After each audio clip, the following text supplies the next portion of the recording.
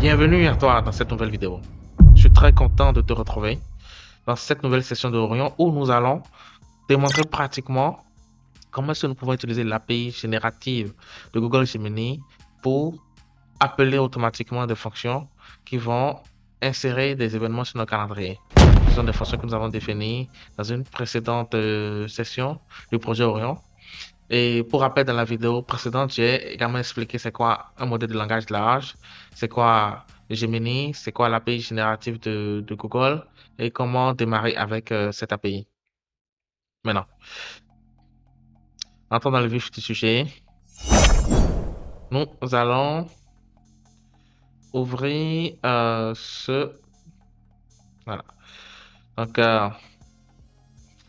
la dernière fois, nous avons défini cette fonction getCalendarService qui nous permet de nous connecter à l'API de Google Calendar, l'API calendrier de Google. Ça retourne le service que nous utilisons par la suite pour insérer des événements dans notre calendrier. Dans cette session, nous allons définir une nouvelle fonction Schedule Event dans cette classe Calendar API. Cette fonction va prendre en paramètre attendees, la liste des gens qui vont assister à l'événement, start date, start time. C'est la date de début, l'heure de la réunion, la date de fin, l'heure de fin de l'événement, plutôt, pas de la réunion, le sujet de l'événement, une description pour l'événement et le fuseau horaire. Donc, nous allons définir cette fonction en fait qui va, voilà, systématiquement en fait créer un objet event. Ça me génère le code, ça m'a proposé ce systématiquement, j'ai accepté, c'est exactement ce que je voulais faire.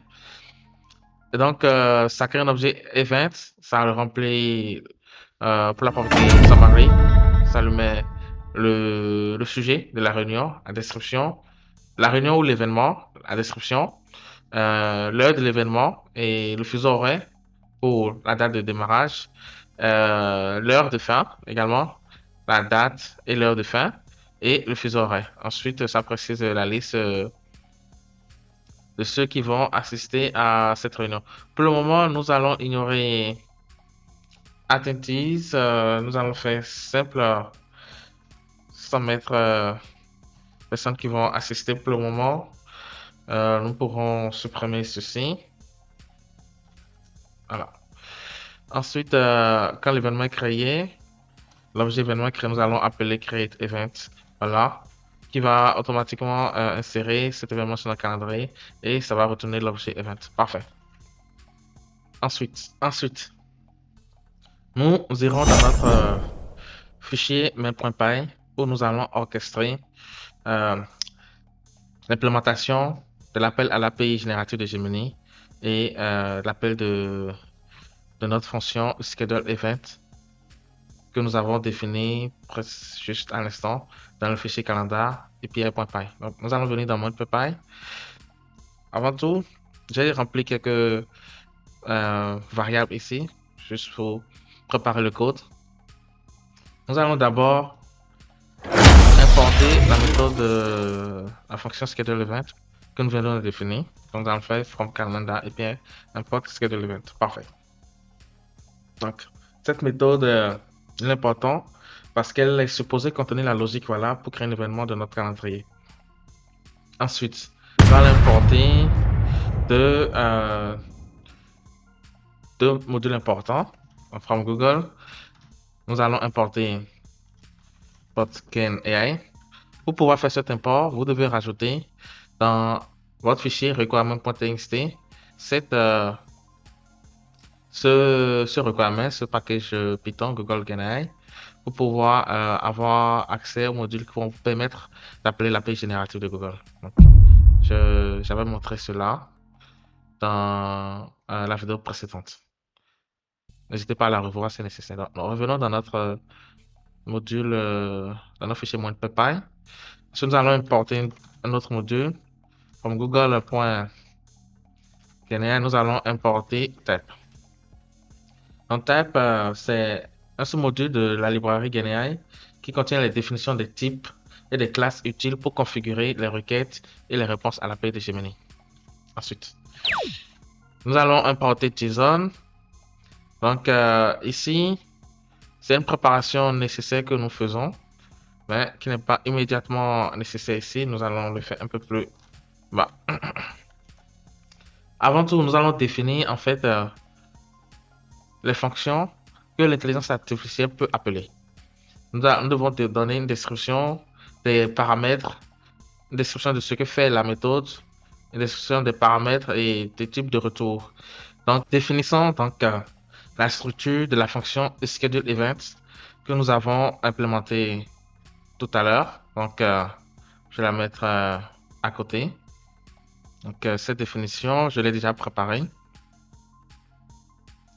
On va prendre cette forme. Donc, ici, vous devez définir le nom de la fonction. Donc, cette définition de fonction prend la forme d'un objet JSON que nous allons injecter à l'API Gemini. Dans cet objet JSON, il doit chercher des informations comme le nom de la fonction schedule event qui indique voilà le nom en fait de votre fonction Python. Ça doit correspondre exactement au nom de votre fonction Python. La description ici permet à l'intelligence artificielle de savoir quand est-ce qu'il faut appeler cette fonction. Paramètre, c'est une propriété qui définit les arguments que la fonction doit utiliser. Type object permet d'indiquer à l'intelligence artificielle que les paramètres doivent être envoyés sous forme d'une liste, sous forme d'objet JSON. Voilà. Et quels sont les paramètres en question? C'est défini dans la sous-propriété Properties ici, dans laquelle vous devez définir chaque paramètre et ce qu'il prend. Je supprime atteint 10 parce que pour le moment, on ne va pas le prendre en compte, cette propriété. On va y aller simplement. Donc d'abord, nous avons défini le paramètre StartDate ici, qui représente en fait la date de démarrage de l'événement et on lui donne un exemple de format de cette date, ce format année, mois, jour et l'heure. Ensuite, nous définissons l'heure et l'heure de démarrage de l'événement et nous lui indiquons un format. Voilà pour cette heure-là. Nous définissons la propriété endDate, le paramètre endDate qui est la date de fin que j'ai définie. Ensuite, et ainsi de suite, l'heure de fin de l'événement, le sujet, comme vous le voyez, la description de l'événement, et le fuseau horaire. Et ici, on lui précise la forme que ça doit prendre le fuseau horaire, ça doit être de cette forme-là. Ensuite, cette propriété est très importante après avoir défini les paramètres. En fait, dans le paramètre, il y a une sous-propriété required qui vous permet de définir en fait, quels sont les paramètres qui sont nécessaires pour appeler la fonction. Il peut y avoir des paramètres optionnels, donc vous devez seulement indiquer les paramètres qui sont nécessaires. Par exemple, ici, j'ai pas mis la description parce que j'ai jugé que c'était optionnel. Voilà. Après avoir défini notre fonction, nous sommes tout bons. Nous allons commencer par configurer le client pour appeler l'API de Gemini, le client Python. Passons à l'étape suivante. Cette étape va consister à configurer le client pour interagir avec Gemini. Avant de configurer ce client, nous devons récupérer dans une variable notre clé d'API. Dans la vidéo précédente, si vous ne l'avez pas encore vu, regardez là, je vais la mettre dans un lien en haut. Je vous ai montré comment récupérer votre clé d'API de Gemini. Donc, si vous avez récupéré votre clé d'API, vous pouvez venir ici dans un fichier JSON. Et dans votre fichier JSON, vous essayez de mettre votre clé d'API ici dans le fichier format JSON sur la propriété API key. Vous mettez votre clé ici. Ensuite, vous venez dans le fichier main.py.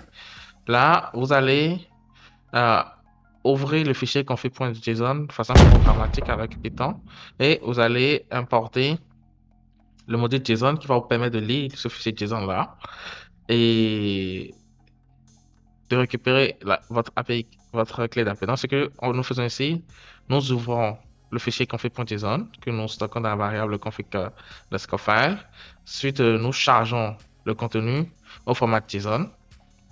Et ensuite, nous lisons la propriété API key pour récupérer la valeur de la clé d'API. Ensuite, après avoir fait ça, nous allons nous connecter à l'API de Gemini en faisant gain. Voilà, client. En parenthèse, ça va prendre la propriété, le paramètre API key égale tout simplement API key. Donc ici, ce client va nous permettre d'interagir avec Gemini. C'est comme un client HTTP. Et ensuite, nous allons définir les outils. Donc pour les outils, nous allons faire type.tool, tool, en paramètre une propriété, un paramètre du nom de fonction déclaration. D'accord, comme ça, fonction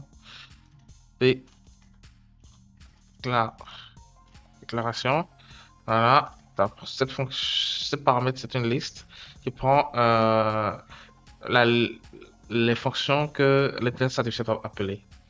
Donc, type.tool, en fait, crée un objet de type tool qui encapsule la définition de votre fonction. Et fonction, déclaration, il spécifie les fonctions que Gemini peut appeler. Donc ici, comme vous le voyez, c'est une liste. Ça peut prendre plusieurs fonctions. Ça peut prendre plusieurs fonctions, plusieurs outils que vous aurez définis. Peut-être des outils pour lire des fichiers CSV, des outils pour appeler une API de gestion de tâches, des outils pour appeler une API de gestion d'email, différents types d'outils, tout type d'outils que vous voulez. Ensuite, nous allons définir cet objet config. Config, ici, nous allons définir en fait une configuration pour la génération de contenu pour indiquer Gemini quel outil il faut utiliser. Donc, cette config, c'est ça qu'on va lui en passer en paramètre lorsqu'on fait les requêtes. Donc, pour définir cette config, on va faire .generate content config et ensuite, nous allons donner tools. Les tools, on va donner, après on peut en mettre une liste comme ça, d'objets.